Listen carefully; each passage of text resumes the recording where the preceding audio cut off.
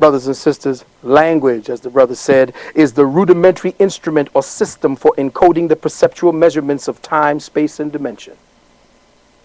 This is precisely why our ancestors were so meticulous in their use of expressions of the letters and words and language.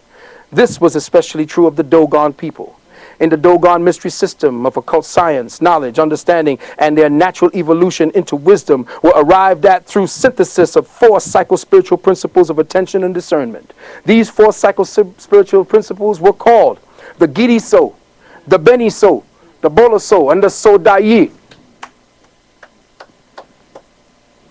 The Giri-so was the front word, the Beni-so was the side word, the Bolo-so was the back word, and the So-dai-yi was the clear word.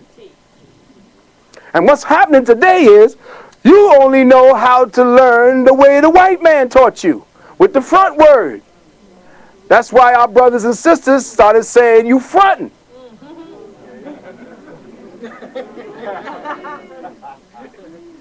Because your people used to say, listen to what they said, see the front word, and then look at it from the side, and then look at it from the back, and say, you full of shit. Because all of what you have said don't jive. It ain't 360. That's why they took your tongue, like the brother said. Because it was not the clear word. After the 3 sides were seen, then it was clarity. And there is no clarity in this language. That's why I have to use all kinds of weird, different kinds of interpolated, patched together words to get you to enter and understand what it is I'm talking about. Who is this crazy motherfucker talking this nonsense? If you go back on the tape and listen to the tape, it's like, what the hell did he say again? Rewind that.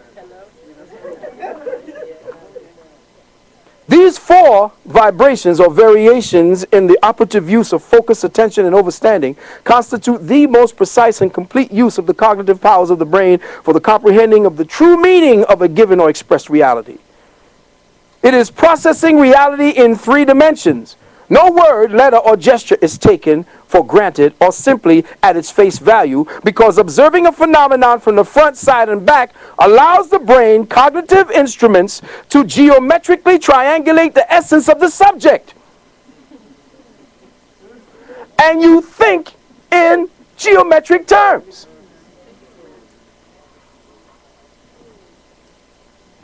So you get a depth of word beyond the observed and into the intuitive.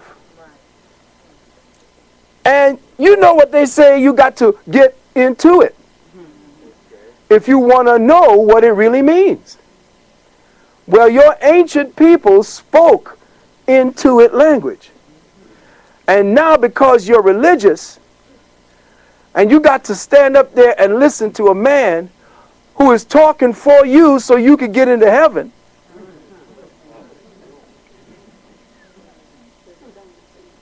Now that's some deep shit. You gotta think about that.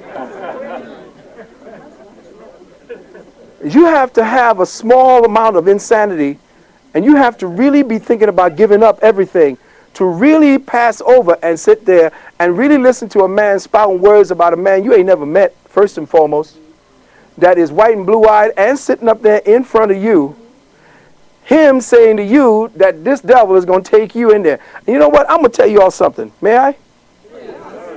I'm going to try to slip past here.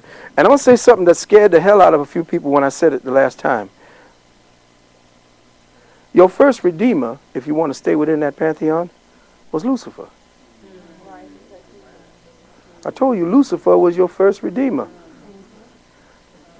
Now, I told brothers and sisters that as soon as a cracker tells you to run from something, run to it. Why do they hate this man so much, this entity so much? Why do they hate Lucifer? I wanted to know. That's why I got kicked out of the Bible. When I was a Catholic, I got kicked out of, get out of the Bible study class. Lucifer was supposedly this beautiful creation. From the hand of God. God took the time to mold this bad boy. And now we're supposed to run from him. His name, Lucifer, light. That's why they named Lucy, Lucy. Because it shined a light into a past that the cracker never had, never knew. And the first name was not Lucy, L-U-C-Y, it was L-U-C-I. That was the first spelling before they changed it. Lucifer, and here I am talking to the devil, so I know y'all going to tell me I'm damned to hell. Lucifer was your first redeemer. How was he your first redeemer?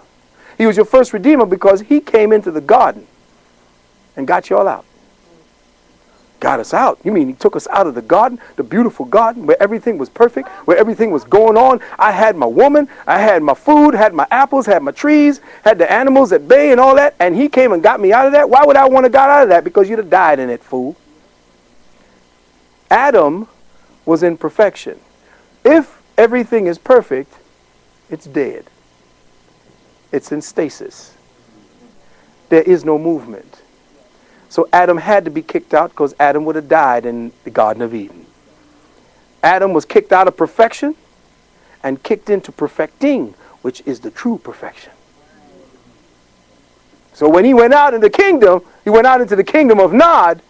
Adam, or that which was the spark of the Creator, which was the Atum, left out of the unity, which was the light for the Creator, and into the darkness of the knowledge of itself. In fact, the Creator, being all knowledge, couldn't know itself. If you are all or something, you don't know what you are, because there are no boundaries to you. So the Creator knew that it had to create boundaries to know itself. And in so doing, it created a sphere, a unitary self, one element called the hydrogen atom. There is no other element but that. You are nothing more than variations on a hydrogen theme. And that's who you are. The hydrogen was Eve, Adam, and the garden. So out of that, Lucifer comes in. And who does Lucifer come in as? A snake. The serpent is what? The symbol of what? Fecundity, fertilization, life, electricity. Because sitting in the garden being perfect, perfect, man. What do I do? Ain't nothing to do when you're perfect, man. It's boring as hell up in there, man. So perfection was death. Perfection equals death. When cancer perfects itself, you die, it dies. So perfection equals death. There is no perfection in anything, even in the Creator. That's why we exist. Whoa, that just takes it all apart now. Oh, hell. What does heaven look like if there's no perfection in the Creator? See, heaven is what we project it as. The Creator is still learning. The Creator keeps coming back as a child because it has the mind of a child. Let me say that again. Ye must be as little children. See, the metaphysics of the Bible is never talked about. It's never touched on, because once that happens, the threshold of the ceilings of religion die, and therefore your priests die. And when every priest dies, when the last stone of the last church falls on the last damn priest, humanity will rise.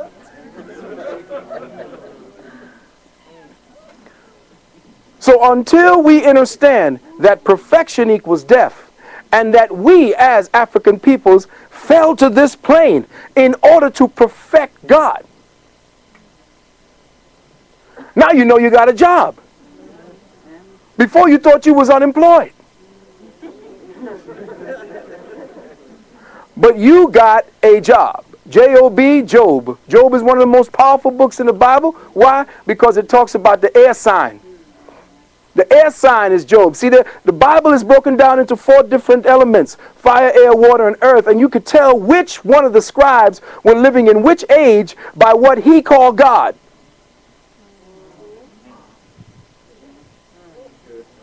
See, the Bible is slick because it's a composite of over 350,000 years of information. And you thinking that it's just some cracker or some big bearded old white man writing down something for the Jews.